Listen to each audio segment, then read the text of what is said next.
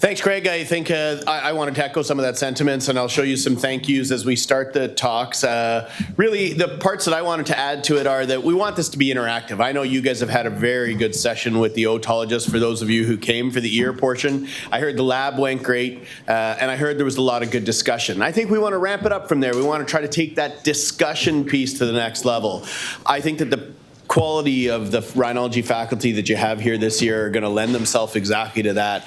These people particularly are ones that I think will be great with fielding your questions. So I don't want this to all be downhill learning. I'm going to put up some things that I hope are food for thought.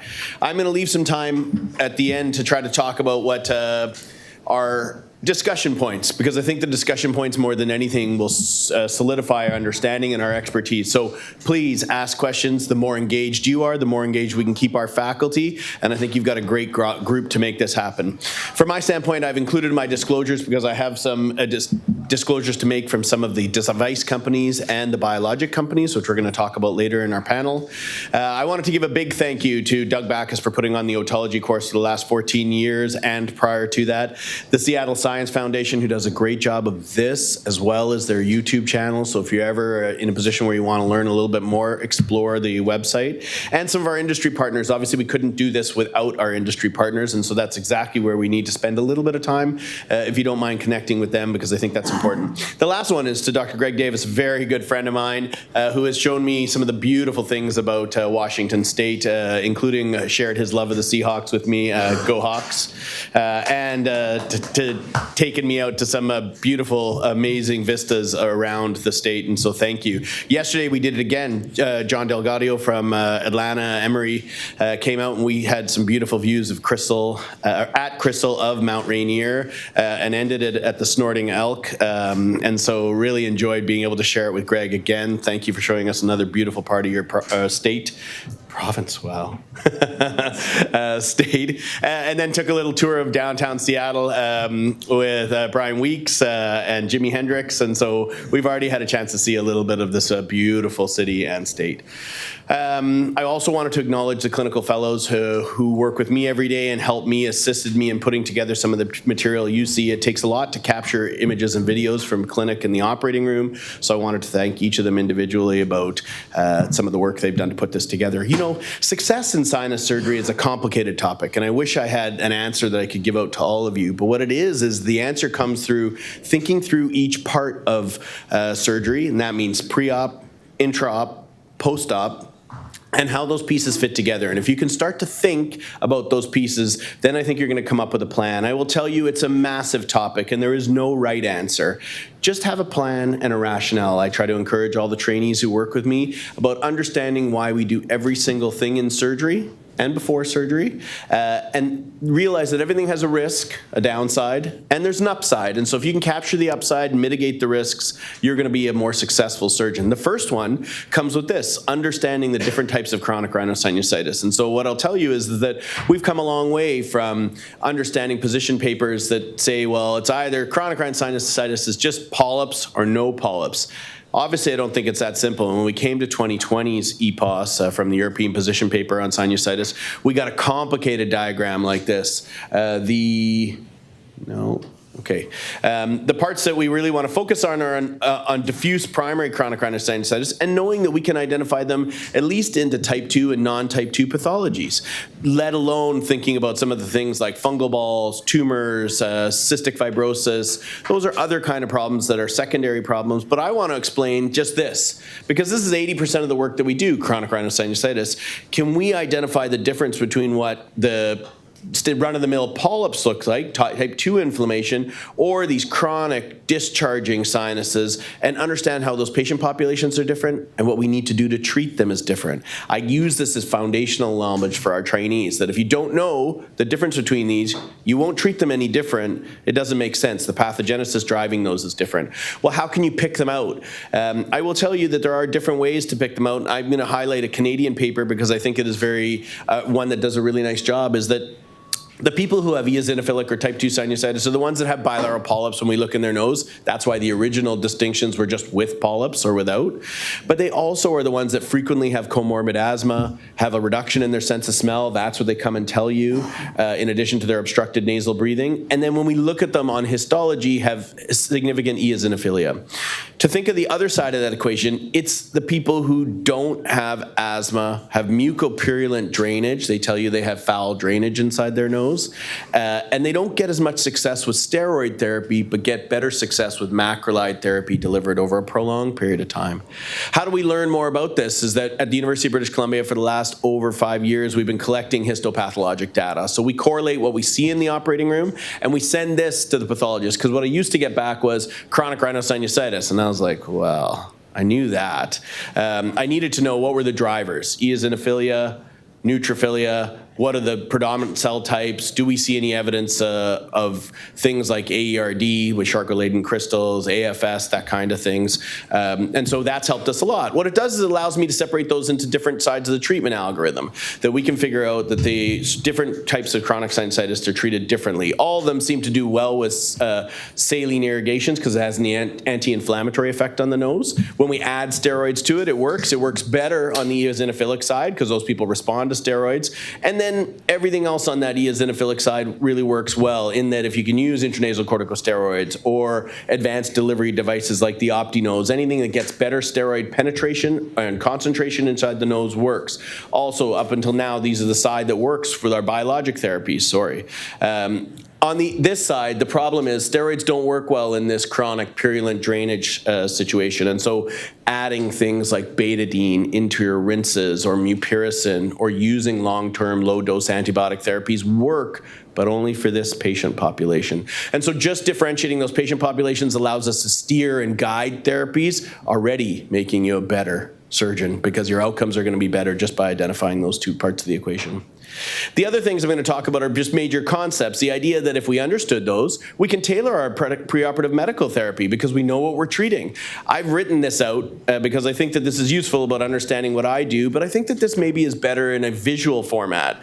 In that, in the eosinophilic population, I will tell you that I give those people preoperative antibiotics and steroids. The steroids, I think the prednisone is helping me decrease the inflammatory load, and when I cut into those polyps, it's not going to bleed as much. I see better. And then the antibiotics I don't think have as much of effect in this population. In the neutrophilic population, I do things differently. We give them prolonged antibiotics ahead of surgery, as well as after surgery, likely at a long-term low dose. These are people I'll treat with 3 months of low-dose antibiotics because prednisone doesn't work. Antibiotics in this patient population works. And so it's really just about understanding what patient population you're doing, so you're not writing the same thing postoperatively for all the patients, because all those patients don't have the same disease drivers. The next one is about understanding the concepts in chronic rhinosinusitis about comprehensive sinus surgery. What is comprehensive sinus surgery? Well, it really is about removing all partitions from within the ethmoid cavity, skeletonizing the orbit and the skull base, so that your postoperative CT scans look like this, and you get wide penetration and access for medication into the sinuses after surgery.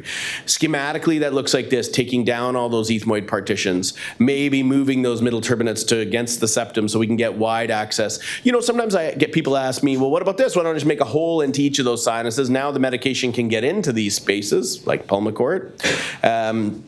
The problem becomes that the scarring that happens in the inflammatory nose makes it so that those don't always heal perfectly like that. You get synechia that form, and now you've got trouble. If you take those partitions back to the cranial base and the orbit, you're getting wide open cavities that hopefully heal wide open and get substantial penetration of medication. Here's what we're really trying to accomplish schematically, taking away those ethmoid partitions to getting wide open access. Here's a comparison that I like to do. Oh yeah. The comparison I like to do is about, this is someone who I think has had conservative sinus surgery, some part of the middle turbinate resected and opening into the ethmoid sinuses, but not skeletonizing it. This is another one of my patients on the other side. Middle turbinate intact, but skull base skeletonized and orbit skeletonized, so you can see the maxillary sphenoid and frontal sinus in one view. You can see this patient's actually doing pretty well. Doing well on rinses, not having obvious troubles. When we look at the other side of their nose, this is my patient, maxillary sphenoid frontal sinus, ethmoid complex completely skeletonized. This person's already having some scarring, polyp regrowth, because they've had their middle turbinate resected but their ethmoid's not completely opened. And so you can kind of see what that schematic difference is. Here's a patient of mine that I saw 10 years after surgery, fairly substantial disease, primary 23 out of 24 on a Lund-Mackay score. And so what you're seeing is that despite substantial inflammatory disease, the reason I picked her is that she, one, came back 10 years later because she had a car accident, had a CT scan, which was good for me to see. You can see the shape of the frontal sinuses makes it so that we can compare easily, but I took away all those partitions from entirely of the cranial base and the orbits to try to get this long-term outcome. She does a really good job of her rinsing, and so when I saw her, when the Emerge sent me a note and said she had a car accident and wanted to come back and see how her sinuses are doing, this is what the cavities look like using her Pulmicort regularly. And so this is both sides of her nose, 10 years after surgery, primary 23 out of 24. Really aiming to get to where we get wide open cavities that are maintained. You can see that that one sphenoid has stenosed a little bit, but certainly continues to be patent. And so if we can employ those strategies time after time, that's how we end up getting results like this in our clinic. Things that look like this over and over and over again. Well, that's easier said than done. And so I'm going to tell you that there are some strategies that I employ to get to how we get success in those areas. First one is about extended uncinectomy. We know that the uncinate is a guardian to the entirety of that ethmoid complex, and removing the entirety of it is the first and most important step in sinus surgery. I will go one further and tell you that in most and all cases, I extend that uncinectomy. Superiorly, yes, into the agar mound, the armpit of the turbinate, but a little bit laterally. And the goal laterally is to try to get onto the anterior parts of the ethmoids against the orbit. When you don't remove that beak area that houses the nasolacrimal duct, you can't get your instruments and flushes onto the anterior ethmoid or lamina. And so what you want to try to see is that if we can completely remove the uncinate, I'm showing you this video because I do it in a specific way to keep the entire piece of uncinate. I want that to come out in one piece for a reason I'm going to show you later, because I transplant back in mucosa when I need to. It means that I've taken that whole piece out, and I'm going to show you why I take that whole piece out.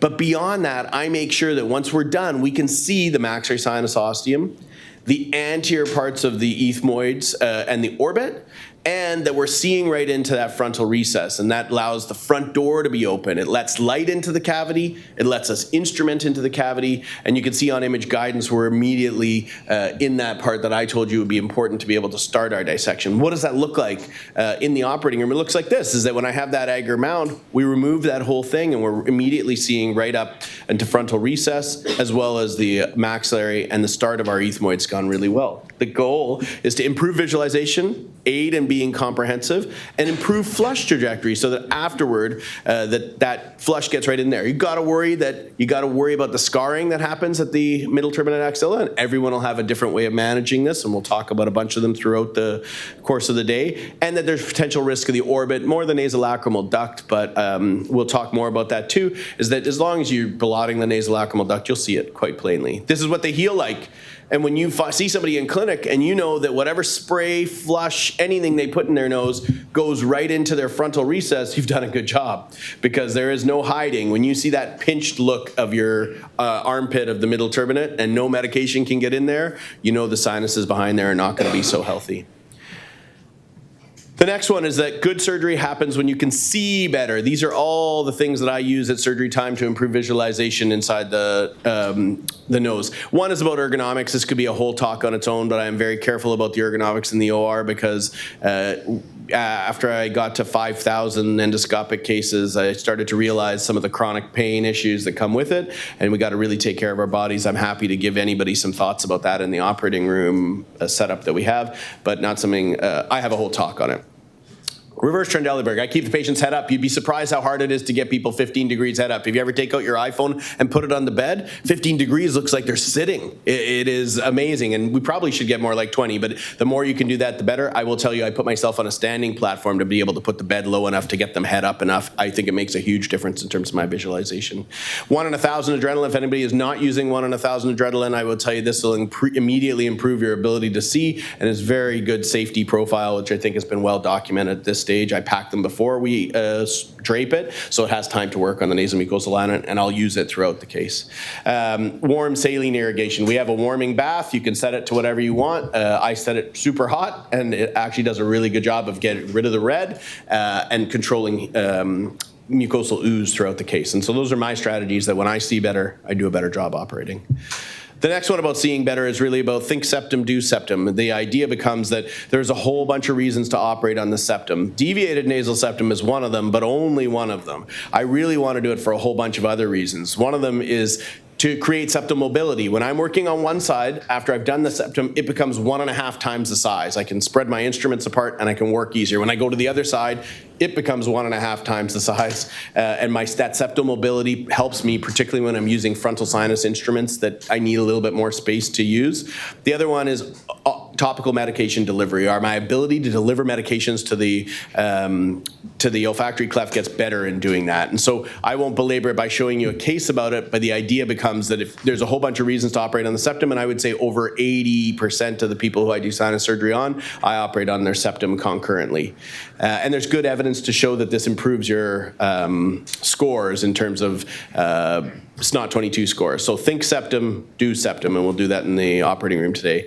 My last concept is about mucosal preservation, the idea that we want to preserve mucosa because when you strip mucosa, like happens here with the microdebrider, we get to a place where that exposed bone has an intense inflammatory reaction. It happens quickly. You can barely tell until we slow this down, but you can see almost the entire orbit got stripped away there. It gets an intense inflammatory reaction of the bone, granulation, tissue deposits, and hyperostosis. In some areas that won't create a problem. I don't know why that's true again. Like this, where it hasn't created obstruction. You can see someone strip the skull base and the posterior ethmoids, but the sphenoid, frontal, maxillary all were open, no big deal. Unfortunately, when you do that in a frontal recess by putting a sucker up here, sucking away all the mucosa but leaving the bone intact, is that you just get scarring. You can see same patient because of the shape of their frontal sinus. I met them when unfortunately they had a frontal mucocele. And so that's why we need to be careful with the mucosa. Anything you're going to leave behind, leave it mucosalized. If it was by accident with the microdebrider, then try to see if you can get something to replace it. That's why I take that uncinate piece out, I unfurl it on the back table, and then I put back in a graft, which is about 1 by 2 centimeters if I'm really lucky. And it becomes so that nobody's perfect, when you have these areas that you were denuded at the time of sinus surgery, that you can transplant that mucosa in place. And that avoids that intense inflammatory reaction of raw bone, like skinning your knee all the way down to its bone. It just gets an intense inflammatory reaction. And it's versatile. You can use it throughout the ethmoid complex so that any bone I leave in place is covered with mucosa. That's all I have. I wanted to open it up for any thoughts or questions, but it really is just a primer for everything else that's going to come. I'm looking forward to a great half day of lectures and a fantastic day in the lab.